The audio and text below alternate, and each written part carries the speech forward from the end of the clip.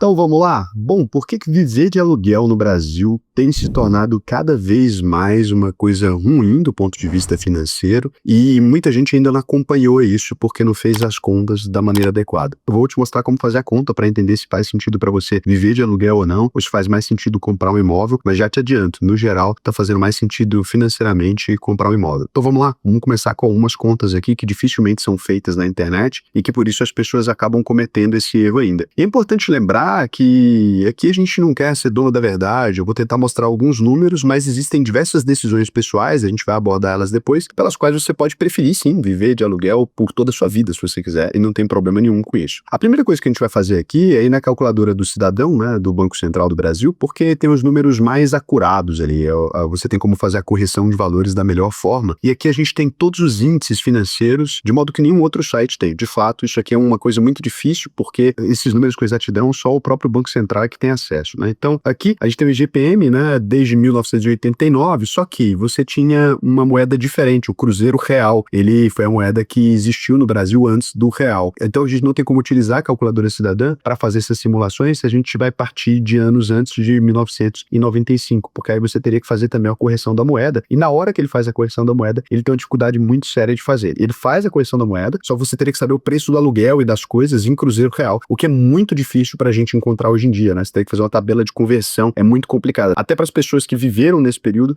é difícil elas conseguirem fazer essa conta aqui. Então a gente vai colocar aqui a calculadora cidadã para reajustar, né, pelo índice do aluguel, um valor a ser corrigido desde lá de 1995. Eu fiz uma pesquisa, por quê? Porque o salário mínimo na época era extremamente baixo. Se você pesquisar, então, o salário mínimo no Brasil, você vai perceber que em 1995 o salário mínimo era de R$ 100. Então, quando a gente vai calcular um aluguel de classe média naquela época, você vai ter algumas abstrações. A primeira coisa é que hoje a maior parte da mão de obra brasileira, ela está ganhando próxima do salário mínimo. O salário mínimo em 1995, apesar de ser R$ 100, a classe média, ela ganhava muito mais, né, do que um salário mínimo, mas muito mais mesmo, tipo 7 vezes, 8 vezes mais do que um salário mínimo. Então, quando a gente fala de uma classe média nessa época, a classe média brasileira ganhava entre 600 ali e R$ 2.000, que era quase na paridade do dólar. Então, era uma classe média que ganhava até mais relativamente do que hoje, tá? Se a gente voltar, então, para pegar um aluguel de classe média, porque eu sei que a maior parte de vocês aqui são da classe média, a gente teria que considerar um aluguel de pelo menos o que vai ser considerado meio absurdo aqui, né? Porque você estaria falando de R$ 3.000 hoje em dia, você vai ter que colocar um aluguel aí de pelo menos R$ 150 pra gente ser sincero com relação a quanto esse aluguel custava lá atrás. Mas isso aqui você tá exagerando, etc. Não tô, pode perguntar, tá? Se você tiver familiares aí, pode perguntar. Eu também achei os dados super estranhos da primeira vez que eu me deparei com eles, mas é que de fato a classe média brasileira, ela perdeu muito poder de compra nos últimos anos. Eu tô, inclusive, pegando leve aqui. Eu conversei com pessoas que eu conheço atualmente, que eram de classe média nesse período, e eles me falaram que chegava a pagar R$ 250 ali num bom aluguel, né? 250 até R$ 300, que era mais ou menos metade da renda dessas pessoas nesse período, que aí seria um valor muito alto pra gente utilizar na simulação aqui. Mas só pra vocês entenderem como o aluguel, ele se reajustou de maneira bem agressiva. Então eu vou considerar R$ 150 seria um salário mínimo e meio, mas lembra, né? Um salário mínimo e meio hoje passa dos R$ 2.000, que seria um aluguel considerado até alto para a classe média brasileira atualmente, mas é preferível a gente fazer essa conta desse jeito, porque eu sei que os dados não são iguais, existe uma perda de poder de compra. Você tem que se lembrar que o real e o dólar eram empatados naquele período, o Brasil estava em outro momento da história, foi um momento que a gente conseguiu se reorganizar financeiramente. Quando troca a moeda, a gente começa a ter uma melhoria até nos números do varejo, de modo geral, porque não existia como fazer parcelamento antes. Você imagina, se a moeda era inflacionária ao ponto de acima de 1.000%, né? Como é que uma Casas Bahia, por exemplo, poderia vender alguma coisa no carnê e tal? Então, a gente não tem uma noção muito bem de como é o passado recente do Brasil, porque de fato se perderam alguns dados e a noção da realidade daquela época. Mas se você, inclusive, puder me ajudar, você que é de classe média e foi de classe média naquele período também, puder me falar quanto você pagava de aluguel em 1995, se é que você tem uma memória boa aí, né? Quem tem uma memória excelente para fazer isso, eu agradeceria. Então, a gente estaria falando que o aluguel daquele lugar custava R$ 150, hoje em dia está custando R$ 1.676, por exemplo. Isso aqui, né, nessa pesquisa que a gente está fazendo, considerando o valor nominal de R$ 150. Lembrando, se você fosse fazer aqui para pessoas que viviam com mais qualidade, como eu disse para vocês, né, você teria que colocar aí uns 300, que seria um apartamento legal mesmo, de classe média e tal, uma casa bacana naquele período, você estaria falando mais de R$ 3.352 hoje. Por que isso aqui é importante, né? Você está falando do índice de correção do período, que foi de 11 vezes, né? Então 11,17 vezes foi o aumento que a gente teve, mais de 1.017%. Vai dar aí 8, alguma coisa por ano, né? O reajuste do aluguel. Com isso a gente vai buscar a calculadora aluguel versus financiamento do Investidor Sardinha, é só buscar ela, é uma calculadora gratuita, tá? A gente não cobra nada para utilizar ela aqui. Então você pode vir aqui e você vai colocar quanto custa, né, um imóvel hoje nesse patamar. A gente pode dizer que na maior parte das cidades brasileiras, não nas capitais, tá, gente? Mas Osasco, a Aparecida de Goiânia, as cidades próximas ali a Balneário, as cidades do Vale do Itajaí ali, a gente pode dizer que o imóvel fora das regiões de luxo, etc., o imóvel de classe média comum, né, ordinário, ele vai custar aí em torno de uns 400, vai custar em torno de uns R$ 350.000, tá? Vamos considerar assim que ainda é possível encontrar alguns imóveis nesse sentido. O valor do aluguel aqui é sempre fácil você encontrar, porque em média no Brasil, o aluguel vai girar em torno aqui do 0,5% ao mês. É isso que o valor que vai custar, 1.750. Ah não, Raul, minha cidade, a gente está pagando quase 1%, né? Ou imóveis mais baratos também pode acontecer. Por que eu tô pagando tanto, então? Normalmente as cidades têm um crescimento mais acelerado, não dá tempo dos imóveis ficarem prontos na mesma velocidade que as pessoas estão se mudando para lá. O preço dos imóveis, por questão de oferta e demanda, ele tende a subir. Isso não aconteceu no Brasil inteiro, mas eu sei que isso aconteceu em Balneário Camboriú, eu sei que isso aconteceu em Goiânia, eu sei que isso aconteceu em Campinas, em uma parte de Campinas, eu sei que isso aconteceu em diversos lugares. Quando a gente está falando de média, a gente tem que pegar a média aqui. E aqui vem um ponto. A valorização anual, quando a gente fala de Brasil, considerando os interiores, etc., sem considerar as capitais, ela vai estar em torno de 4% ali. Quando a gente pega as capitais brasileiras agora, se você pegar Goiânia e Balneário, nem dá, tá? Mas se pegar Vitória, se você pegar as outras capitais, porque Goiânia e Balneário em 5 anos duplicou o valor dos imóveis, que é uma taxa de crescimento que a gente não pode considerar aqui. Mas se você pegar as outras capitais, São Paulo, etc., nos centros que estão tendo revitalização, né, por causa da especulação imobiliária, essa coisa toda, João Pessoa, Recife, vamos pegar as outras capitais na média, a gente vai estar falando até de 8%. Então, eu vou colocar aqui, nem pelo sim, nem pelo não, mas você precisa fazer esses cálculos com dados reais, na hora que você estiver simulando se vale a pena para você alugar ou financiar. E aí, como é que eu vou fazer esses cálculos, Raul, se eu não tenho acesso a isso? Você tem acesso sim. Você pode pegar aí, né, o valor que o seu avô ou a sua avó comprou a própria casa e você pode considerar quanto que vale hoje. Então, pergunta para eles quanto custou, né, se eles tiverem acesso a esse valor lá 30 anos atrás, e perguntou, por exemplo, olha, sua avó fala, eu comprei uma casa por 25 mil, casa EIS 25 mil, pode mandar no GRUC ou no GPT aí, se você quiser. Então, você vai falar, comprada em 1995, por exemplo, ou 1997, né? E hoje tá custando 450 mil. De quantos por cento foi a valorização anual? Por que você vai fazer aqui? Porque é mais fácil, tá? Que não ia ter que ensinar a fórmula pra vocês aqui, puta saco. Então, simplesmente ele vai fazer aqui a conta pra você te mostrando, né? De quanto foi a valorização média. Então, ele vai te dizer, olha, a valorização média foi de 10,87% nesse caso, né? E aí, você pode considerar essa valorização real da sua região. Aqui eu vou jogar o 7, 8%, mas no geral você vai perceber que vai ter um pouco mais alto do que isso, porque pelo menos pela inflação esses imóveis se reajustaram aí com determinada tranquilidade. Aqui eu considero um exemplo que parece esdrúxulo, mas é um exemplo real. Eu conheço alguns exemplos assim, principalmente das casas que a minha avó comprou. Minha avó, ela se mudou para uma cidade vizinha da minha, chamada Senador Canedo, né? Para vocês que não sabem, eu sou de Goiás. Eu entendo que a maioria do meu público é de São Paulo, Rio de Janeiro, né? Vocês são desses lugares. Um beijo para todo mundo aí, inclusive Rio de Janeiro, Balneário, essa galera toda que tá me seguindo. Então, o que acontece? Se você considerar isso aqui, é um caso real. Essas casas chegaram até essa valorização acima disso até, tá? Então foi isso. O IGP anual aqui já tá na média, vai ser 8,63 mesmo, mais ou menos, 8,50, 8,20, dependendo do período, mas vamos considerar ele aqui para ficar desse jeito. Antigamente, você podia dar uma entrada de 20% do valor do imóvel, né? Lamentavelmente, agora no Brasil não é mais permitido, exceto em alguns casos, quando você vai ter subsídios, etc. Isso aqui tudo eu não tô considerando todas as vantagens que você pode ter, não vou considerar aquela taxa de juros que é Minha Casa Minha Vida, porque isso, cara, beneficiaria demais, né? Mas aqui, vou considerar então 30% do valor, né? Que você pega aqui já, 350 mil, a gente pegou 30% aqui. Custo do financiamento, pode considerar pelo menos uns R$ 15.000 reais que você vai ter que gastar aí, porque se fosse o primeiro imóvel, não, mas você vai ter custo de cartório, um monte de coisa aqui. Financiamento de 30 anos, porque aqui a gente está tentando fazer uma substituição do aluguel, então não estou imaginando que você seja uma pessoa muito rica. Raul, mas quem é que vai ter 85 mil para comprar uma casa hoje? Se você não tem 85 mil para comprar uma casa hoje, você não está na discussão de alugar ou financiar, né? Você só tem a opção de alugar. E aí, entre você,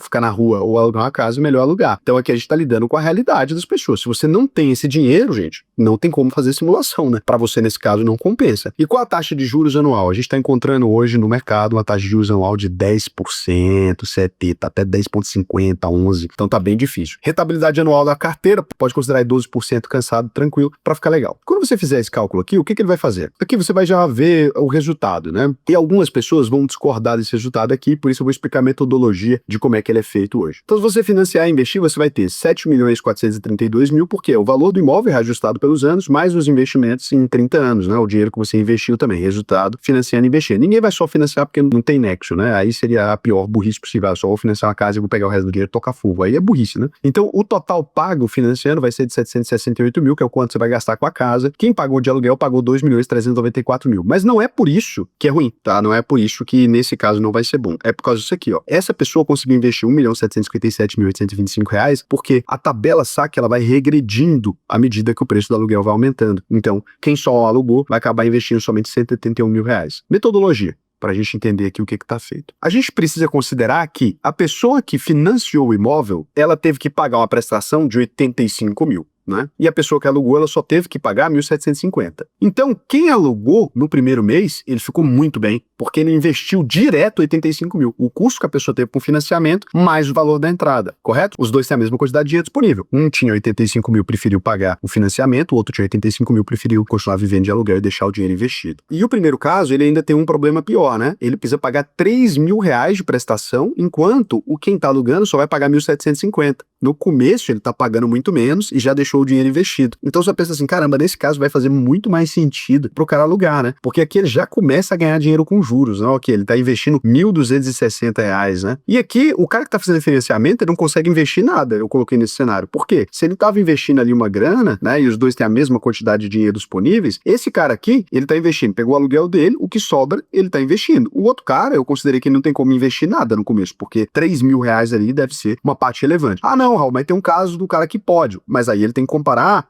o caso do cara que tem a renda igual, não é isso? A gente tem que considerar que os dois têm a renda igual. A renda, então, ficou travada aqui no valor que a gente vai gastar na prestação. Os dois têm que ter pelo menos o dinheiro da prestação, senão não tem que ter motivo para fazer a conta. E aí eu tô decidindo se é melhor investir, né, e financiar o imóvel, ou se é melhor investir e alugar o imóvel. Então, no começo, esse cara se dá muito bem. É isso que é o ponto, né? Ele vai crescer o dinheiro dele muito bem. O problema maior vai ser aqui, ó. Quando a gente vai vindo para os anos posteriores, o cara do financiamento, ele só começa a conseguir investir, né, quando o aluguel do cara fica maior que o dele. Por quê? Porque eu quero comparar a diferença entre o aluguel e o financiamento. Então, aqui, ó, ele só começou a investir no momento que o aluguel ultrapassou o financiamento. E o outro ficou aportando até aqui, né? Enquanto não estava, o cara que tava alugando, ele tava aportando lá. Ele terminou aportando R$5 aqui. Agora, nesse caso, começou a ficar ruim pro cara do aluguel. Por quê? Porque a partir daqui, o cara que fez o financiamento, ele vai começar a investir todos os meses. Então aqui, ó, ele fez o financiamento, ele ficou anos perdendo, né? Foi 72 meses, ó, ficou anos aqui, 72 por 12, ele ficou aí 6 anos. 6 anos que ele ficou perdendo para esse cara, o dinheiro do cara já estava rendendo, que vai render cada vez mais, vai aumentar o tamanho do patrimônio. E aqui, a gente começa a ver finalmente, né,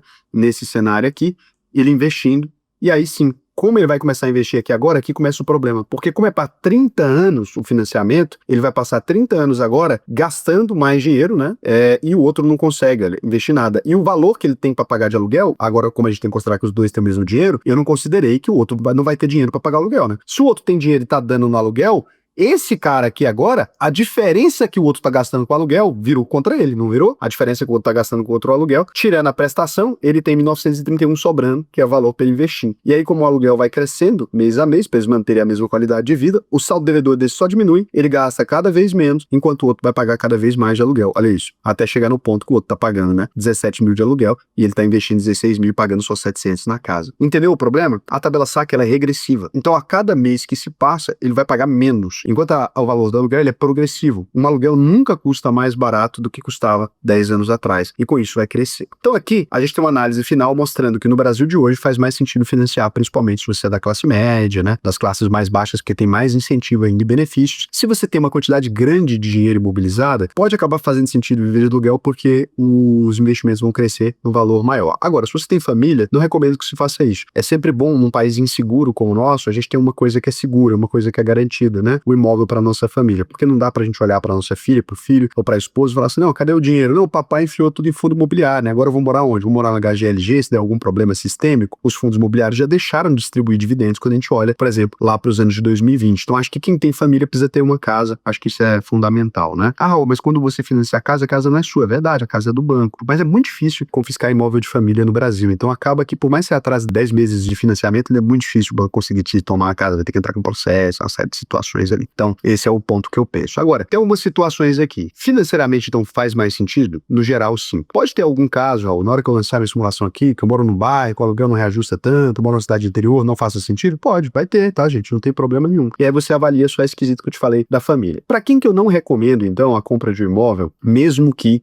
a conta mostra que você deva. Se você é um solteirão convicto, uma solteirona convicta, né? Ah, Raul, eu não tenho interesse em constituir família, não sei nem se eu vou ficar no Brasil, não sei nem se eu vou ficar na cidade que eu vivo, tô em busca de empregos melhores e tal, ainda sou muito jovem, tô começando, não decidi se quero me casar, não sei quantos filhos vou querer ter, nem sei se vou querer ter filhos, não compra casa. Por quê? Porque passar esse financiamento pra frente depois é difícil. Deixa o dinheiro investido e tal, lá na frente você pensa, lá na frente você se organiza, espero você ter essa consciência. Se você também mora na casa dos seus pais ou na casa do seu pai que é rico e não se importa muito com isso, não vai entrar numa dívida simplesmente para satisfazer seu ego de falar que está comprando alguma coisa, porque isso pode prejudicar a sua vida financeira. Se você já tem um teto sobre a sua cabeça, que você, sei lá, seus pais já têm 80 anos, sabe que não vão viver mais sei lá quanto, você vai dar uma casa em breve, não tem para que entrar em dívida à toa, tá, gente? Então é importante a gente não querer ser endividado. Mas quando a gente olha numericamente, isso aqui faz sentido. O que você pode pensar aqui depois de terminar de ver esse vídeo, e daí eu quero te ajudar a esclarecer algumas coisas. Olha, Raul hoje tem uma consultoria financeira vinculada com os maiores bancos da América Latina e tal, o cara tá aqui me manipulando para querer entrar num financiamento ou colocar isso. Então, primeira coisa que eu vou te deixar bem tranquilo. A minha instituição, eu sim tenho a UVP lá, a gente não tem financiamento imobiliário. Só quem tem financiamento imobiliário são os bancões, porque eles têm funding. O que é funding, né? Ele tem o dinheiro que as pessoas deixam na poupança que ele utiliza para emprestar esse dinheiro. Então, eu nem ofereço esse produto, tá? A única maneira de comprar uma casa pela minha instituição, se fosse para ser, e é horrível, seria você fazer um consórcio imobiliário, que eu não acho um produto muito legal. Então, eu tô falando aqui do ponto de vista de quem entende esses números por trás e olhando os contratos, exatamente quando eu comecei a olhar os contratos que os bancos fez ali, eu percebi que esse é um ganha-ganha para todo mundo, menos para quem tá com dinheiro na poupança, né? Porque na prática o banco pega um dinheiro de custo muito baixo e empresta um custo baixo também. Acaba sendo um produto que é muito interessante para o consumidor final desse produto aqui por causa desse funding. E é um produto que vai acabar, né? Ele tende a ser cada vez mais complicado. Você vê que até a Caixa Econômica Federal está com dificuldade. Esse produto deve existir para as classes mais baixas no futuro, mas ele não deve existir da maneira que ele existe hoje para a classe média alta, não com essas taxas, porque vai precisar emitir CDB daqui a pouco para fazer isso aqui, e aí nesse momento talvez até a UVP consiga competir, mas não com taxas muito interessantes. Então, tô te falando exatamente que eu tô vendo que esse produto tá morrendo, e esse produto ele acaba sendo hoje um produto bem interessante que a gente não tem como competir, né? Não tem nem como oferecer isso aqui, por isso que eu acho que faz sentido financeiro. Se um produto não tá funcionando mais para as instituições e tá começando a pepinar, pode saber que esse produto ele acaba sendo bem legal. É claro que o banco tem inúmeras vantagens isso aqui. Normalmente o banco onde você tem um financiamento é o banco que você não sai. Os bancões eles sobrevivem por causa desses financiamentos, né? Porque você pode até fazer sua portabilidade de salário para o VP e tal, se você é meu aluno, pode vir para cá, mas é isso. Então,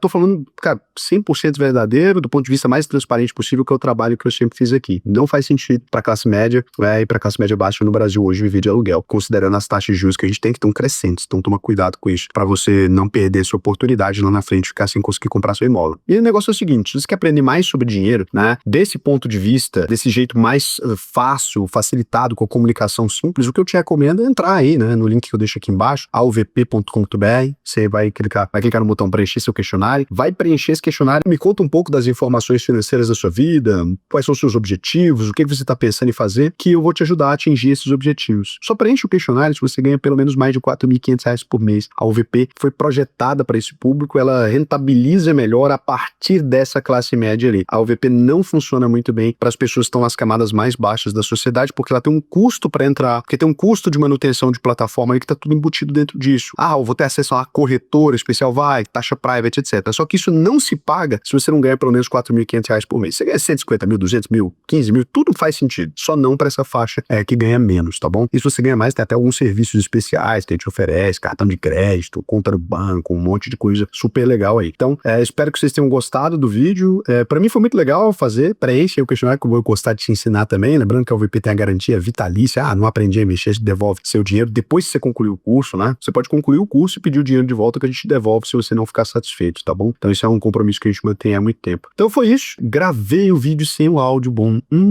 Nossa, eu trouxe o microfone e não gravei com ele. Espero que não tenha ficado ruim. Putz, cara, esqueci. Beijo pra vocês, até amanhã.